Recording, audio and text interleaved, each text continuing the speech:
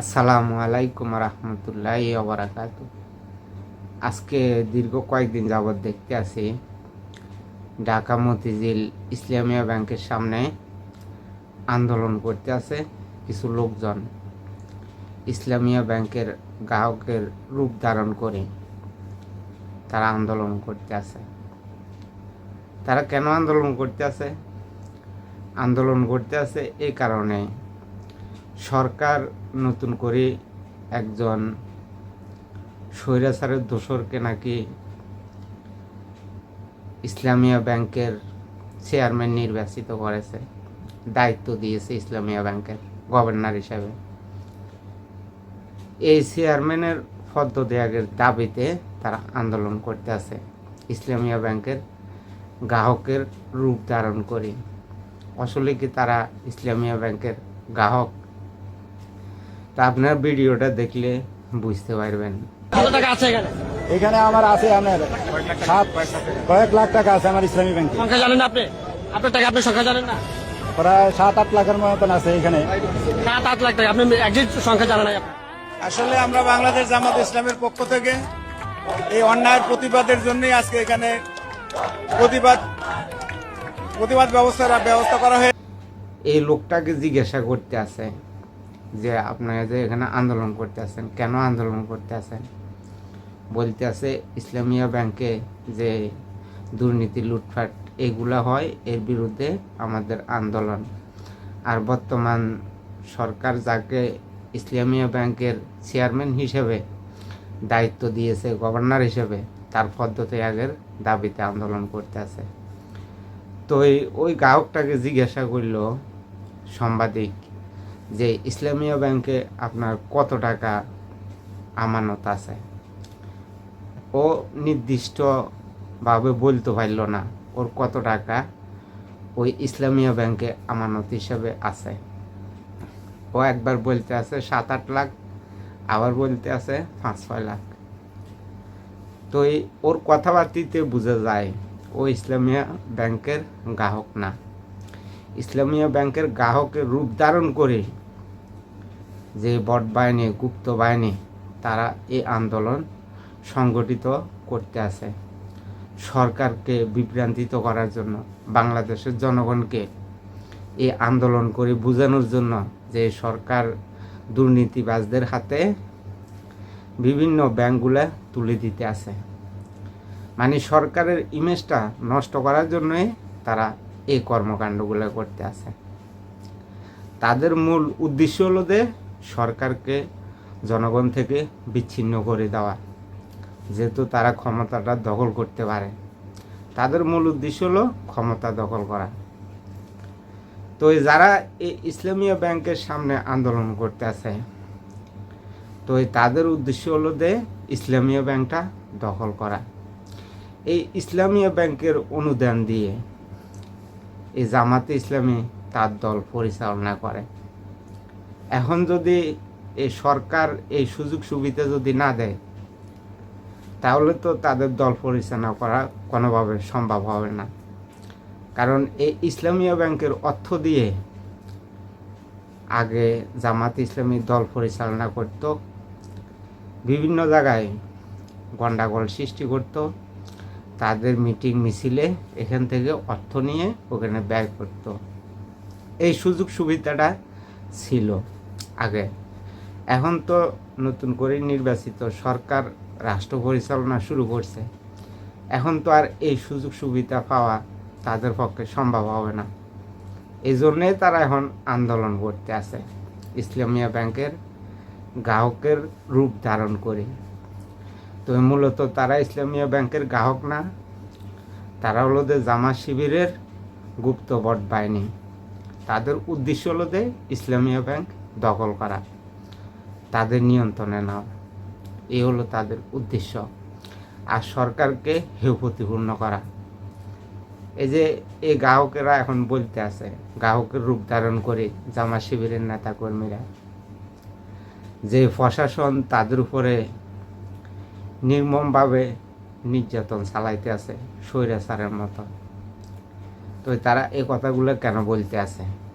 তারা এই কথাগুলো এই জন্যই বলতে আছে যেহেতু বাংলাদেশের জনগণকে বিভ্রান্তিত করা যায়, বাংলাদেশের জনগণ থেকে যেহেতু বর্তমান সরকারকে বিচ্ছিন্ন করে দেওয়া যায়, এই উদ্দেশ্যে তারা এই কর্মকাণ্ডগুলা শুরু করেছে। প্রশাসনের দায়িত্ব হলো যেখানে বিশৃঙ্খলা হবে এই বিশৃঙ্খলাকারীদেরকে দমন করা। নিরাপত্তা কর্মীদের দায়িত্ব হলো এটা। আর সরকারের দায়িত্ব হলো আইন শৃঙ্খলা বাহিনীকে সঠিকভাবে পরিচালনা করা। সরকারের অনেক আইন কানুন আছে, এই আইন কানুনগুলো যদি প্রয়োগ করা যদি না হয়, আইন কানুন বানিয়ে যদি বসে থাকে, তাহলে দেশে আরও নৈরাজ্য বেশি হবে, গন্ডাগোল আরও বেশি হবে। যারা বর্তমানে গন্ডাগোল করতে আছে তাদের উদ্দেশ্য হলো ক্ষমতা যাওয়া, এই সরকারের পতন ঘটিয়ে তারা ক্ষমতা দখল করা, তাদের মেইন উদ্দেশ্য এটা। আর ইসলামিয়া ব্যাংকটা যদি দখল করতে পারে, তাদের মন মতো ওখানে গভর্নর হিসেবে নিয়োগ দিবে, গভর্নরে এরপরে জামাতের নেতা কর্মীদেরকে ইসলামিয়া ব্যাংকে চাকরি দিবে। ইসলামিয়া ব্যাংকে যদি জামাতের নেতা কর্মীরা যদি চাকরি পায়, তাহলে এই ইসলামিয়া ব্যাংকের যে কর্মচারী আছে তাদের থেকে চাঁদা নিয়ে, তাদের থেকেও চাঁদা নিবে। আবার ইসলামিয়া ব্যাংকের যে উপার্জিত অর্থ, যে মনে করেন জনগণের রাখা যে অর্থ, এই অর্থ থেকে যে মুনাফা আসবে, এই মুনাফাটা তারা তাদের রাজনৈতিক কাজে ব্যবহার করতে পারবে। আবার ইসলামিয়া ব্যাংকের কর্মীদের থেকে চাঁদা তুলি তারা রাজনৈতিক কর্মকাণ্ডে তারা এই টাকা ব্যয় করতে পারবে। এই কারণে তারা ইসলামিয়া ব্যাংকটা দখল নিতে চায়, তাদের মন মতো লোককে ওখানে নিয়োগ দেওয়ার জন্য সরকারের বিরুদ্ধে এখন আন্দোলন শুরু করছে। তো এটা সরকারের বিরুদ্ধে আন্দোলন, দেশের বিরুদ্ধে আন্দোলন চলতে আছে। তাদের মূল উদ্দেশ্য হলো এই সরকারের পতন ঘটানো, এই সরকারের ইমেজটা নষ্ট করা। বর্তমান প্রধানমন্ত্রী জনাব তারেক রহমান এখন বর্তমানে বাংলাদেশের জনগণের জন্য কাজ শুরু করেছে, দেশের জন্য কাজ শুরু করেছে। কারণ বাংলাদেশের জনগণ বিএনপিকে সমর্থন দিয়ে রাষ্ট্র পরিচালনার দায়িত্ব দিয়েছে, বিএনপির উপরে আস্থা রেখেছে। এই জন্য বিএনপি বাংলাদেশের জনগণের জন্য কাজ শুরু করেছে, বাংলাদেশের উন্নয়নে কাজ শুরু করেছে। এই বাংলাদেশের উন্নয়নে কেন কাজ শুরু করেছে, এখন তো জামাত ইসলামের আর ভালো লাগতেছে না, এই কারণে তারা এই কর্মকাণ্ডগুলো করতেছে। কারণ আগামীতে যদি আবারও নির্বাচন হয়, এই বিএনপি আবারও রাষ্ট্র পরিচালনার দায়িত্ব পাবে, বাংলাদেশের জনগণ দায়িত্ব দিবে। এই কারণে জামাত ইসলামী এখন বিভিন্ন জায়গায় বিভিন্ন রূপ ধারণ করি, জনতার রূপ, কখনো ছাত্র জনতার রূপ, কখনো ব্যাংকের গ্রাহকের রূপ, বিভিন্ন রূপ ধারণ করে তারা আন্দোলন করে থাকে। এই জামাত ইসলামী, ছাত্র শিবির, এনসিপির নেতা কর্মীরা সবাই হলো বহুরূপী। তারা যখন যে রূপ ধারণ করার দরকার ওই রূপে ধারণ করে থাকে। জামাত ইসলামী আর এনসিপি, ছাত্র শিবিরের নেতা কর্মীরা কখনো বাংলাদেশকে নিয়ে ভাবে না, বাংলাদেশের জনগণকে নিয়ে ভাবে না। যদি তারা বাংলাদেশকে নিয়ে ভাবত তো বাংলাদেশে এই বিশৃঙ্খলা করতো না। যদি বাংলাদেশের জনগণকে নিয়ে ভাবত, এখন যে বর্তমানে নিত্য প্রয়োজনীয় জিনিসপত্রের দাম বেশি, তো তারা এই নিয়ে প্রতিবাদ করত, সরকারকে বাধ্য করত যে জিনিসপত্রের দাম যেহেতু জনগণের ক্রয় ক্ষমতার ভিতরে থাকে, তারা আন্দোলন করত। তারা এই বিষয়ে আন্দোলন করে না, তারা নিজের স্বার্থ যেখানে ওখানে আন্দোলন করে থাকে। জনগণের স্বার্থ যেখানে আছে তারা ওখানে আন্দোলন করে না।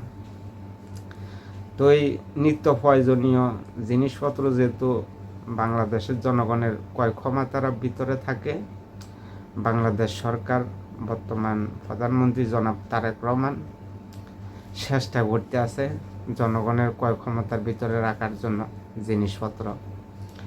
তো ওই বিএনপির দ্বারাই ইনশাল্লাহ সম্ভব হবে জিনিসপত্র বাংলাদেশের জনগণের ক্রয় ক্ষমতার ভিতরে রাখা।